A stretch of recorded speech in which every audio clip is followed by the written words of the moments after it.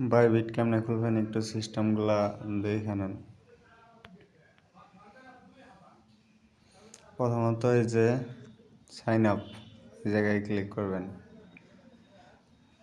আমি ক্লিক করলাম, তারপরে এই যে জিমেইল আইডি, পাসওয়ার্ড, তারপরে রেফার আইডি এগুলা বসায় দেবেন।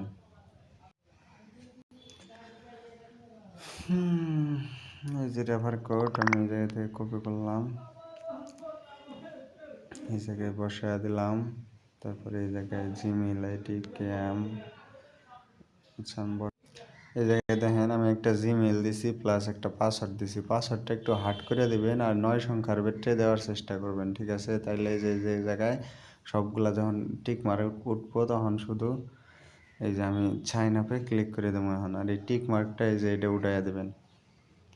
তারপরে এই যে সাইন আপে চাপ দিয়ে দিলাম। এখন এই যে ইন্টেলিজেন্ট ভেরিফিকেশন একটা ক্যাপচা আসবো, ক্যাপচাটারে আমার পূরণ করে নিতে হইব।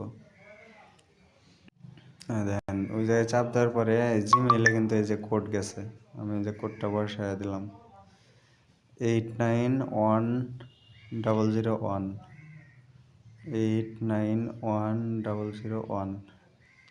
তারপরে দেখি কি হয়, অ্যাকাউন্ট কিন্তু এই যে খোলা কিন্তু কমপ্লিট হয়ে গেছে। এখন এই যে এই জায়গায় ভেরিফাই নাও এটাতে ক্লিক করবেন, মানে আইডি কার্ড দিতে হইব আর কি। তারপরে এই যে নিচে এই জায়গায় চাপ দেবেন। আচ্ছা দেখি এই জায়গায় সারা আর ভেরিফাই করার অপশন কি, অ্যাকাউন্ট কিন্তু খোলা কমপ্লিট।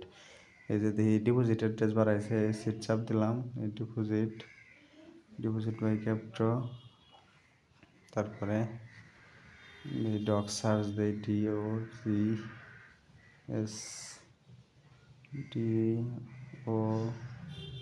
DOCSDOGS ডক্স, এই ডক্স কিন্তু এই যে বেরিয়েছে, কিন্তু এই টোনে চাপ দিলাম।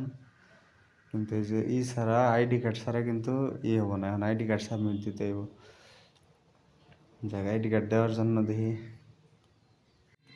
জায়গার পরে আপনার এই যে উপরে এই জায়গায় চাপ দেবেন, 3 ডটে এই যে এই জায়গায় এই কর্নারে আমি চাপ দিলাম। তারপরে এই যে দেন সেটিংস, ইউআইডি কিন্তু এই যে সব তৈরি হয়ে গেছে, কারণ শুধু আইডি কার্ড জমা দিলে হয়ে যাবে। এই যে সেটিংসে চাপ দিলাম আমি। তারপরে এই যে নিচে দেখেন এই যে আইডেন্টি ভেরিফিকেশন এটাতে চাপ দেবেন, এই যে চাপ দিলাম। তারপরে এই যে ভেরিফাই নাও চাপ দিলাম। তারপরে এই জায়গায় কি মানে আইডি কার্ড দিবেন নাকি, এই যে লোকেশন কিন্তু বাংলাদেশ না থাকলে এই জায়গায় ক্লিক করে বাংলাদেশ বসায় দিবেন, আর অটোমেটিক হইলে তো হইলই। আর এই যে আইডি কার্ড ড্রাইভিং লাইসেন্স যেটা দিবেন সেটা, আমি আইডি কার্ড দিব, এই যে আইডি কার্ড দিছি। তারপরে এই যে নিচে কনফার্ম, এই যে কনফার্মে ক্লিক করবেন। তারপরে অনুমতি চাইতেছে, এই যে আমি অনুমতি দিয়ে দিলাম। এখন হয়তো এই যে আইডি কার্ডের পিকচারটা দিতে হইব আর কি। না, এই জায়গায় কান্ট্রি সিলেক্ট করতে কইতেছে, নন ডিসাইড, এটা কি আই এম লিভিং, যে উপরেরটা দিলাম আর কি, এটা লগ অন্যটা দেখতেছে।